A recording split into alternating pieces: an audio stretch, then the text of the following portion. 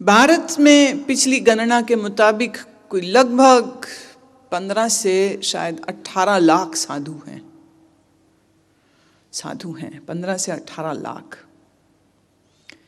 अब अगर 18 लाख साधुओं को हम माने तो आज भारत की जो जनसंख्या it's more than a billion, तो उस लिहाज से कोई बहुत ज़्यादा साधु नहीं हुए in comparison to the general population. लेकिन फिर भी वेशभूषा, जटा हो, भगवे हो, सफ़ेद हो, काला हो, पीला हो, नांगा हो, देख के उसके ड्रेस को हम कहते हुए ये साधु है, ये मुनि है। अब यहाँ पर भी वही बात आती है, जैसे डॉक्टर के कोट को देख के या बंदे के नाम के पहले डॉक्टर लगा हो तो आपको इतना ही अनुमान होगा कि ये डॉक्टर है, पर ये कितना अच्छा है। ये चंद पैसों के लिए आपके शरीर में से ऑपरेशन करते वक्त कोई और अंग निकाल के कोई बाहर तो नहीं बेचता होगा, आपको कुछ नहीं पता। Until and unless someone is caught, everyone is innocent.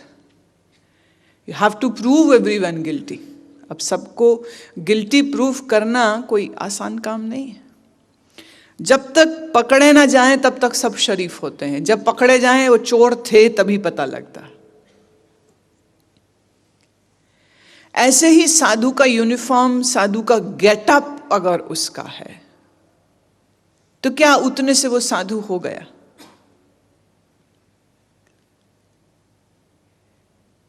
अपने नाम के साथ संत, बाबा, गुरु, स्वामी, मंडलेश्वर, ब्रह्मज्ञानी। पंजाब में, खास करके सिर्फ पंजाब में ये चलन है, वहां पर संत अमुक, बाबा अमुक आउटडेटेड बात होगी। आजकल ब्रह्मज्ञानी लिखते अपने नाम के आगे, ब्रह्मज्ञानी।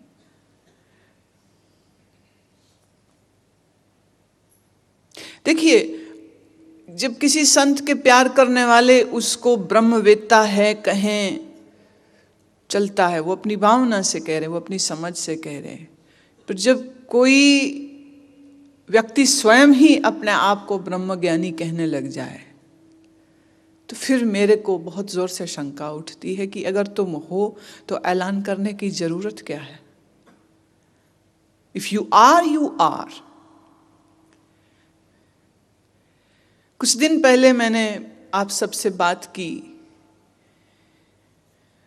जहां यह बात आया था कि परमात्मा अनामी है, अरूप है, व्यापक है, तो उस नाते सब शरीर उसके हुए और सब नाम उसके हुए। और मैंने आपको सुझाव दिया था कि आप लोग अपने ही नाम को जपें और उसका भी बड़ा प्यारा और बहुत सुंदर अनुभव मिलेगा। ये बात कहने के बाद मैं जब वापस गई तो अपने एक शिष्या से मैंने ये पूछा, मैंने कहा आज सबको तो मैंने ये बात कही है, पर हम खुद सोच में पड़े हुए हैं कि हमारा नाम क्या है।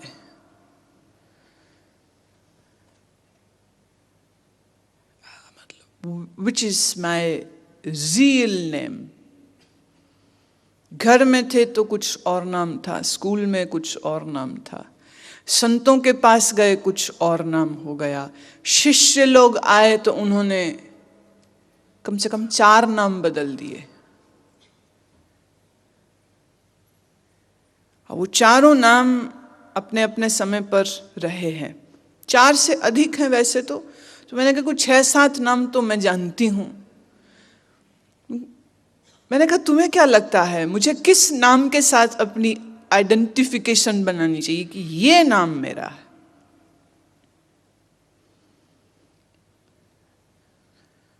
तो वो आगे से हंसने लग गए, क्योंकि इस प्रश्न का उत्तर तो यही हो सकता है और क्या हो सकता है। हम दूसरों को क्या है कि अपने नाम को करो। बहुत पहले एक समय पर जब एक ही नाम से परिचय था मेरा, स्वयं को एक ही नाम से बुलाया जाता था मुझे, तो उस एक नाम के साथ ये प्रयोग कभी हमने किया है, लेकिन आज की तारीख में मैं कौन सा नाम हुआ मेरा?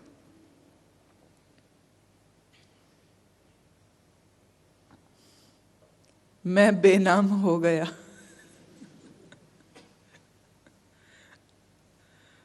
कौन सा नाम हुआ? बड़ी आश्चर्य की स्थिति थी कि कोई भी नाम अपना नाम नहीं लग रहा था, कोई भी नाम अपना नाम नहीं।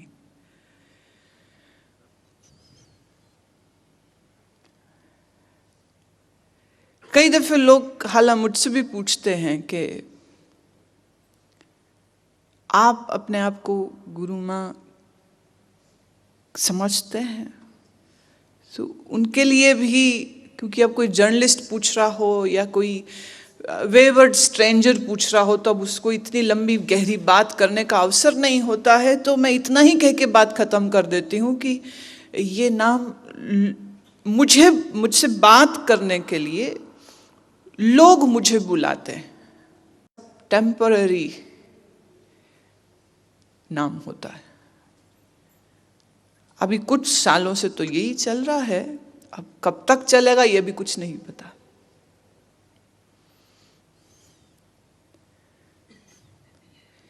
कई दफे कई लोग कहते हैं हम आपको क्या कह के बुलाएं। मेरे पास एक गवर्नमेंट ऑफिसर कुछ समय तक आते रहे उत्तर प्रदेश से। उनका शैडो, उनका सिक्योरिटी गार्ड एक मुस्लिम था। कुछ समय, कोई 2-1 साल का पीरियड वो अपने ऑफिसर की ड्यूटी में रहा, और बहुत नेक आदमी और इतना परफेक्ट शैडो था, कमांडो ट्रेंड था वो।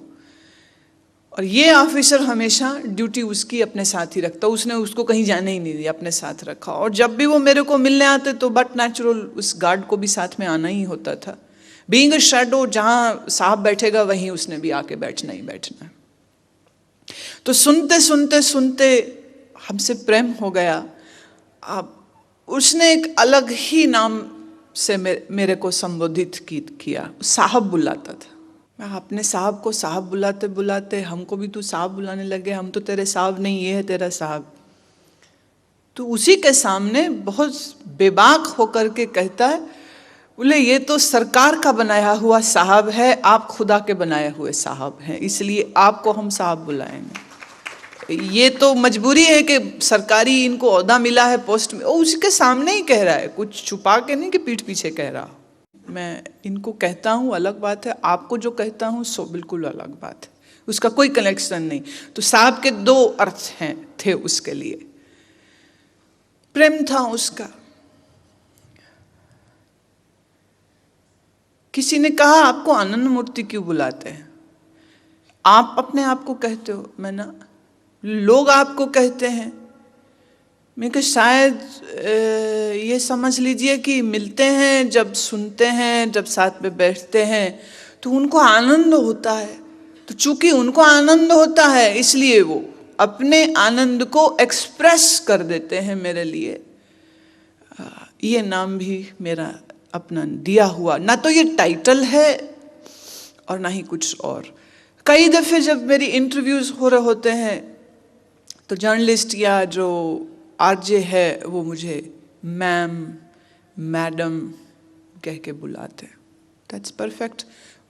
एक आध बार हुआ कि उसने मैम कहा तो मेरा कोई चेला बैठा होगा पास में, तो उसको कहते नहीं नहीं मैम नहीं बुलाते, गुरु माँ बोलो। तो मैंने कहा तू अपना ज्ञान अपने पास रख, यही ठीक है।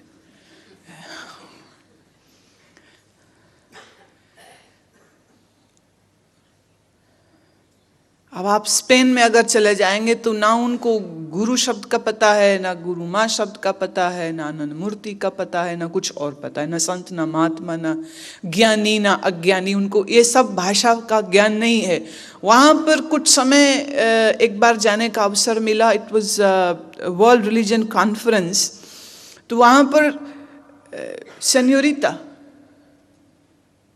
वहाँ किसी इज्जतदार किसी महिला से जब संबोधन करना हो तो सेन्योरिटा, ठीक है, पर वो क्योंकि सिर्फ 6 ही दिन हम लोग वहाँ पर रहे तो बहुत लंबे दिन मेरे को ये शब्द सुनने को नहीं मिला। कौन सा नाम हुआ अपना? अपना तो कोई नाम नहीं है।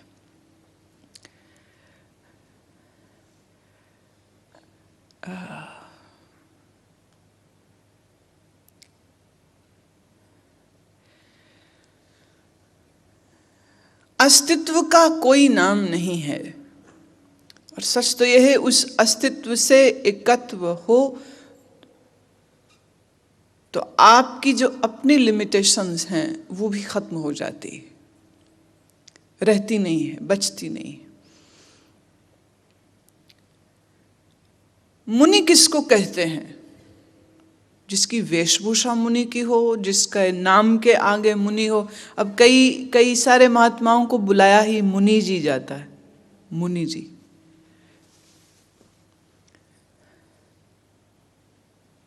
नारद मुनि, नाम तो नारद है पर मुनि उनके साथ जुड़ा, टाइटल की तरह हो गया।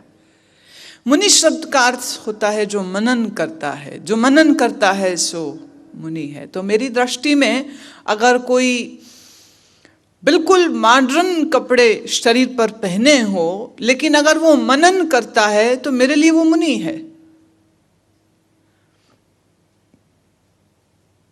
अगर मनन कर रहा है, अगर उसके भीतर मनन चलता है।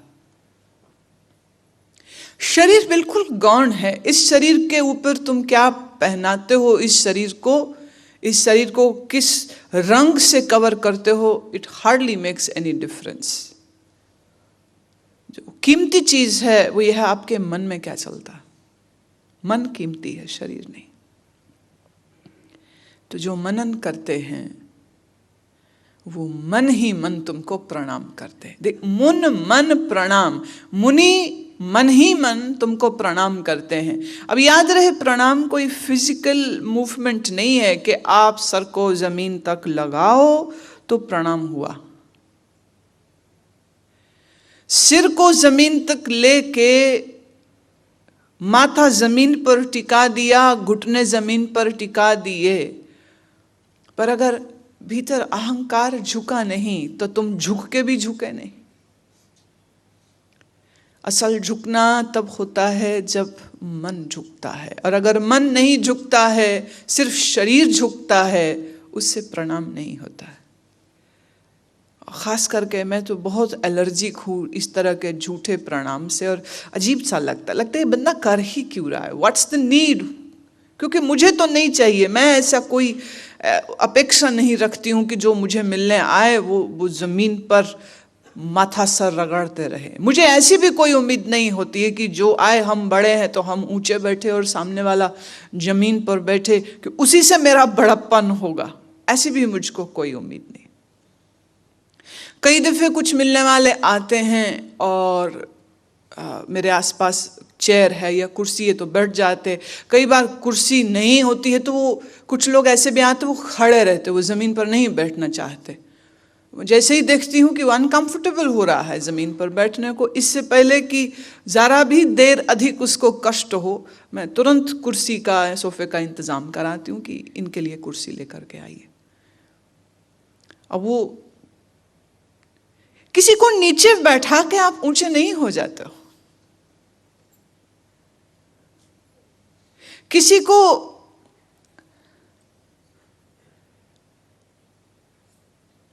ऊंचे बैठाने से फिर वो ऊंचा भी नहीं हो जाएगा। ऊंचे आप मन से होते हैं, जीवन से होते हैं। अब भारत की परंपरा है कि गुरु ऊपर बैठते हैं, शिष्य नीचे बैठते, भारत में चलता है, लेकिन जेरूसलम में ऐसी कोई परंपरा नहीं थी। तो ईसा के सभी शिष्य उसके साथ ही बैठते थे, एक ही मेज पर बैठ करके, एक ही साथ, न केवल एक ही मेज पर बैठ के एक साथ भोजन करते थे, क्योंकि उनके देश में, उनकी सिविलाइजेशन में, उनकी संस्कृति में जूठा सुच्चा कुछ नहीं होता था। तो एक ही रोटी के टुकड़े को तोड़ के सब लोग खा लेते थे।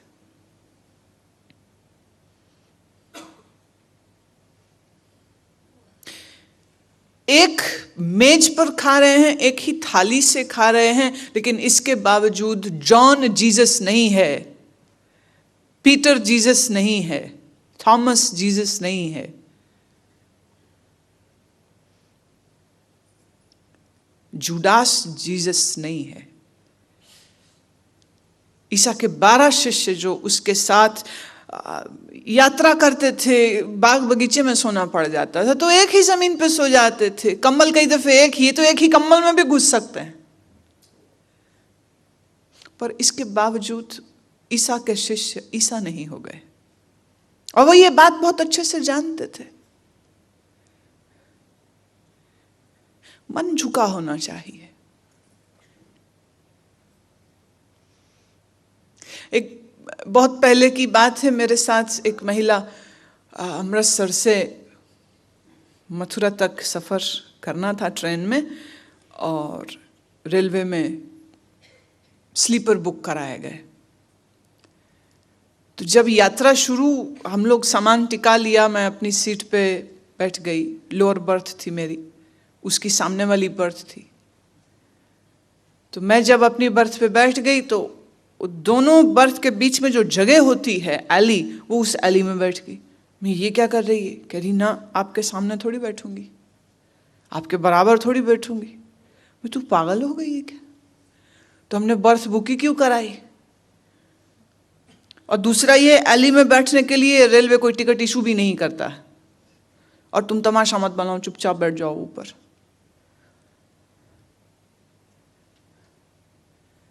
अब उसको समझ ही नहीं आ रही है बात, बड़ा मुश्किल से उसको समझाना पड़ा। मैंने कहा ये यहां बैठ जाने से तेरी प्रेम श्रद्धा में कोई कमी नहीं हो जाएगी, बी कंफर्टेबल, बैठ जा चुपचाप यहां पे। अब बैठ तो गई, 1 घंटा समझाने के बाद तो लेटे नहीं, अब बैठी। मैं अब लेट क्यों नहीं रही? आपके सामने लेट जाऊं? मैं क्या आप बैठी रहेगी? बोले नहीं, ये मर्यादा नहीं है, शिष्टाचार नहीं है। मैंने कहा अब मर्यादा शिष्टाचार गया तेल लेने, तो चुपचाप लेट जा आप। उसके लिए भी समझाना पड़ा। ठीक है, रिचुअल यही कहता, मर्यादा कहती है कि आप गुरु के सामने बराबर नहीं बैठते, पुराने समय से गुरु के बराबर नहीं बैठते, गुरु के सामने लेटते नहीं हैं, पैर गुरु की तरफ नहीं करते, पैर नहीं करते उसकी तरफ। पैर हमारा शरीर का सबसे निकृष्ट अंग है, तो पैर उसकी ओर नहीं करते हैं।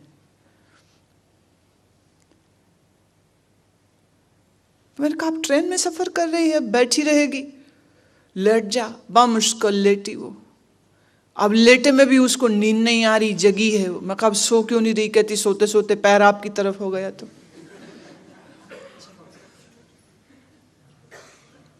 फिर समझाया, मन झुकना चाहिए, मन से मिला हुआ होना चाहिए।